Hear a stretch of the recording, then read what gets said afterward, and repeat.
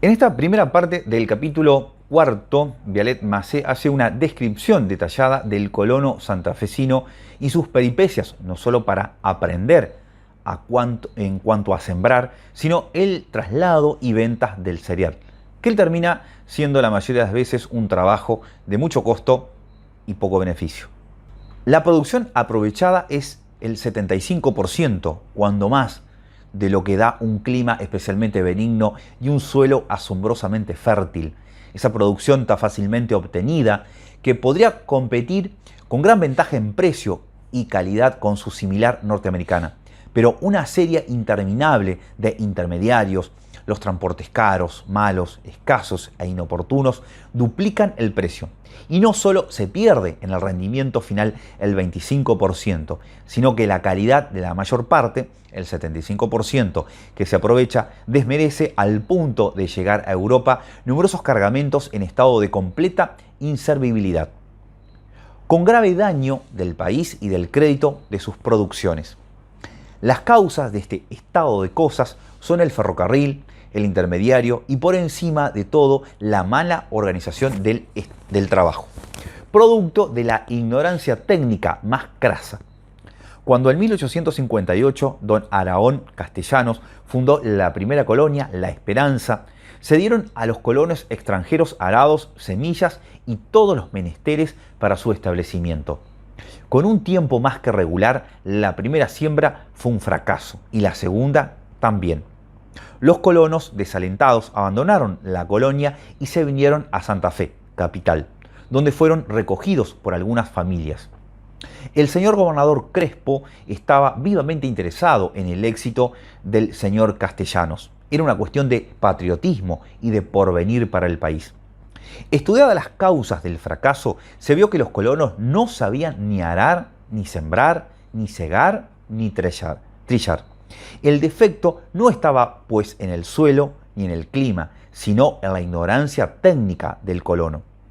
A vueltas de buscar remedios y después de un tercer fracaso, cuando los colonos se negaban a volver, se buscaron agricultores criollos y los colonos volvieron acompañados de un criollo para cada familia. El éxito fue completo. La cosecha espléndida obtenida demostró la posibilidad y los pingues rendimientos que la colonización ofrecía. Existen en Santa Fe el señor don José E. Ferreira, actual presidente del Banco Provincial, el señor don Ignacio Crespo y otras personas, testigos presenciales de estos hechos que demuestran que los primeros surcos trazados en la Pampa de una manera racional y eficaz no fueron trazados por los colonos inmigrantes, sino por los hijos del país que les sirvieron de maestros. El colono tiene la fiebre de la extensión, hace mares de trigo, mares de lino, mares de papas y de maíz. No se cuida de hacer bien, sino de hacer mucho. Esta fiebre llega al punto de causar no pocas ruinas, en la región norte de Santa Fe sobre todo. El colono se ha cebado con el aumento de precios de la tierra y cuando se abre una nueva colonia, hipoteca el lote que actualmente tiene para comprar en la nueva, cuyo pago no puede atender. Y se vienen 2 años malos, y si vienen 2 años malos, se queda sin el uno y sin el otro. Pero si vienen buenos, se queda con los dos. Es un juego de azar. El advenimiento de las máquinas modernas de segar y trillar ha tomado al colono en una completa falta de instrucción y de espíritu de asociación para aprovecharlas y ha tenido que someterse a la imposición de terceros que, si no tenían mucha más instrucción técnica que él, sabían o medio sabían lo que decían los prospectos que acompañaban a las máquinas y las instrucciones incompletas y breves que les daban los primeros montadores que las llevaron. De ahí que el colono santafesino, salvo raras excepciones, ni ciega, ni trilla, ni acarrea. Y para el comercio mismo de sus productos se vale de una serie de intermediarios que le chupan el jugo de su trabajo hasta extenuarlo. Y de ahí también el sello especial del trabajo en las colonias. Casi todos los colonos se dedican a un solo cereal. Raros son los que destinan sus terrenos a dos o más. Las siembras las hacen ellos mismos, ayudados de sus mujeres e hijos, y algunos conchaban algunos peones, cuyos jornales varían entre 25 a 35 pesos y la comida. La arada se hace muy desigual y los resultados son los que deben ser. Hace 2 años viajaba de Santa Fe a Rosario con el ministro de Hacienda de aquella provincia y pudimos observar muchos linos contiguos o solo separados por las vías del ferrocarril, que iban del raquitismo hasta la frondosidad más espléndida. Las diferencias no obedecían sino a la profundidad del arado. El señor Santiago Temple, concesionario del ferrocarril de Córdoba a San Francisco y de este punto a Rosario, a que se dieron extensas tierras, sostiene que sus colonos, una lucha constante y a pesar de la demostración práctica de la resistencia a la seca y del mayor rendimiento en cantidad y calidad de los surcos profundos, pocos éxitos ha obtenido. Necesariamente esa mayor profundidad limita la extensión del cultivo y el colono lo que quiere es extensión. Acostumbrado en su país a las propiedades diminutas, la gran superficie satisface su fantasía de sentirse señor de la gran chacra. En los surcos profundos la semilla tiene más humedad y no está sometida a las inclemencias del tiempo, heladas son fuertes. Y cuando llueve, esa forma de arar forma peñascos tan irregulares que amortiguan el agua y permite que la tierra absorba todo el líquido posible. En la actualidad, con el sistema de siembra directa, donde el campo se transforma en algo totalmente llano y la lluvia corre por la superficie como si se tratara de un piso asfaltado, sumado, por supuesto, al desmonte criminal que se ha hecho, se comprenden perfectamente las inundaciones en los pueblos y ciudades. Entrando ahora en lo interno del trabajo, la agricultura de Santa Fe no es de las llamadas de arraigo, no es una industria en el sentido verdadero de la palabra, sino un negocio accidental que atiende al momento presente, sin cuidarse ni remotamente del porvenir. Todo ocurre por accidente y la mayor parte de los resultados quedan librados a las bondades de la naturaleza, que es pródiga en esa extensa zona de ahí que la condición del trabajador es lo más inestable y que nadie se cuide de él sino en el momento en que se le necesita y para sacar de él los rendimientos mayores posibles, no considerándolo sino como un medio, menos importantes que la máquina y que la bestia, porque éstas tienen un precio de compra, son un capital que es preciso conservar, mientras que si un hombre se pierde, se repone con otro, que no cuesta dinero.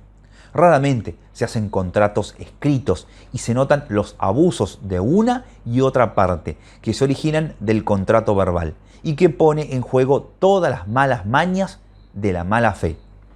En centenares de consultas que se me han hecho sobre este punto, siempre he tenido que dar la misma solución. Sírvale de escarmiento para que otra vez haga su contrato por escrito. Una multitud de intermediarios, agentes de conchavo, con casa fija o ambulante, viven de engañar miserablemente a los pobres trabajadores. Estipulan condiciones que luego no reconocen los patrones, tanto sobre el jornal como sobre las horas de trabajo, la cantidad y calidad de la comida, los pasajes y demás detalles del contrato. Se acude a 1000 articios para explotarlos y una multitud de procuradores de campaña, sin ciencia ni conciencia, les sacan los pocos pesos que tienen, tras de resultados hipotéticos de pleitos en los que el trabajador pierde hasta cuando gana. El peón destinado al arado y a la siembra es casi siempre de la localidad, más o menos conocido, y peón y patrón saben a qué atenerse respecto de condiciones y de calidades. Trabaja de sol a sol, con un descanso de 1 hora al mediodía y 2 intervalos para tomar mate. Generalmente tienen medio descanso dominical. Raras veces trabaja todos los domingos y días festivos. Y más raramente tiene descanso dominical completo. El trabajador hace una vida casi común con el pequeño colono. Come mejor y hace el trabajo más a gusto. Pero con el colono en grande, que los maneja por medio de capataces y sobre todo con los contratistas, se encuentra peor. Porque se le da mal de comer y se le exige el máximo de trabajo. El resultado es que se hace mañero, como los animales flacos y estropeados que maneja, y basta ver la espiga del trigo y la frondosidad de la planta de un campo cualquiera para juzgar de la calidad y trato que se ha dado al trabajador que lo ha labrado. Es desolador ver una yunta de caballos flacos con el lomo escarchado, tirando penosamente del arado, que no penetra 15 centímetros, estimulado su trabajo por el látigo, como si éste pudiera subsistir a una alimentación regular, dirigido por un obrero flaco, aterido de frío, mal alimentado y peor pagado. He obtenido algunos éxitos haciendo ver a muchos patrones y algunos contratistas las ventajas de tener buenos animales y mantenerlos bien, de pagar bien a los peones y de las jornadas cortas y bien aprovechadas. Pero en la inmensa mayoría de los casos he tropezado con la tenacidad de la codicia mal entendida y de la ignorancia, tan crasa y más en el contratista que en el peón. Y sus últimos argumentos son que en primer término la siembra no es para ellos y les basta cobrar lo contratado, que los animales le cuestan poco y aunque se mueran, con tal de que aguanten la campaña, le dan el resultado querido. Y los peones no son sus hijos ni sus hermanos y les pagan para que trabajen. De ahí no salen. Es preciso que la ley venga a fijar límites a esa codicia y a esa ignorancia, en beneficio de la riqueza pública, del obrero y del patrón mismo. Como ya lo he dicho, el colono santafesino se limita al cultivo de un solo cereal, cuando más dos, y como ni ciega, ni trilla, ni acarrea, resulta que trabaja realmente de 110 a 125 días y con el producto de ese trabajo ha de vivir 365. Y esto yo no puedo por menos que atribuirlo también a ignorancia más que a ociosidad, pero trae consigo todas las consecuencias de que de esta emanan la morra, el litro y la pelea en el almacén y al salir de él. No cultiva ni una cebolla, ni un col, ni un pimiento. Todo lo compra en el mercado a altos precios y con flete caro. El señor Belisario Ortiz, en su colonia Ausonia, ha pagado este año libretas de sus colonos de 60 y 70 y más pesos por verdura. Esta manera de ser explica cómo se ha desarrollado. En esa zona agrícola, la gran plaga del colono y del trabajador, el almacenero. Vialet Macé comprueba que en casi todos los lugares que recorrió, la proveeduría o el almacén actúan de la misma manera, sin el menor escrúpulo. Don Belisario Ortiz, persona distinguida y muy conocida en Córdoba y Rosario, propietario de varias colonias sobre el ramal de Villa María a Rufino, me hizo conocer el caso de una libreta cuya suma ascendía a 900 y pico de pesos, que sumada por él daba solo 200 y pico, de manera que, aún dando por bien sentadas las cantidades y los precios, resultaba el peón robado en más de un 300%. Este latrocinio atroz no es todavía lo peor que sucede al pobre colono o peón analfabeto.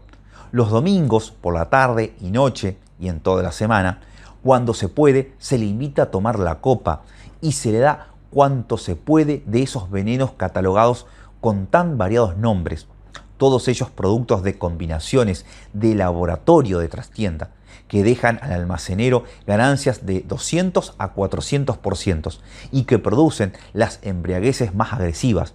Se les facilita el naipe y hasta dados y guitarra. Es allí donde se hacen los moreiras y los cuatreros. Es allí donde se producen las peleas y los crímenes. Y por una hipócrita maldad, cuando los hombres están a punto, se les empuja afuera para que el escándalo no se produzca dentro de los lindes donde el comerciante ejerce su honrado comercio. Él nada tiene que hacer con el delito. Él ha vendido honradamente su mercadería y no puede impedir que el obrero tenga el vicio de la borrachera y sea agresivo y pendenciero. Vialet Massé dice esto último con total burla hacia el comerciante, ¿no? Por supuesto. Todos los trabajos son duros, tanto para las altas temperaturas en que se operan, cuanto por lo excesivo de la jornada. Y aunque se dice que se hacen de sol a sol, es falso, porque se aprovecha la luna, al alba o después de puesta el sol, para alargar la jornada.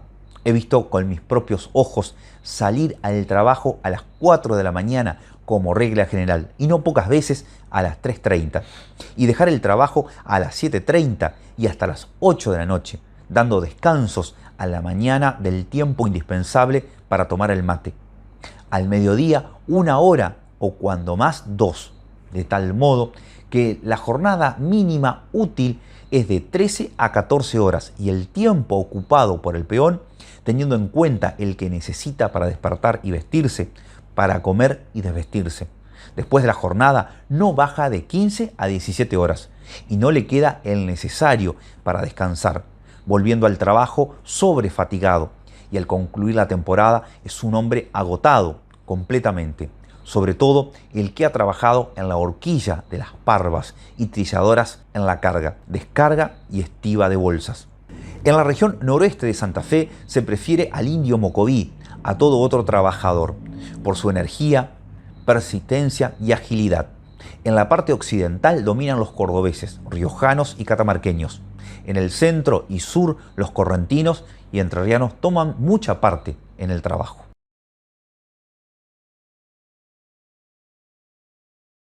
La ganadería representa todavía la mayor riqueza del país. Hace 30 años era la única, porque aparte de la poca agricultura de la región central y del norte, no tenían otro género de vida, pues no puede clasificarse de recurso las industrias textiles, la talabartería y las curtiembres agonizantes e insignificantes para las necesidades locales.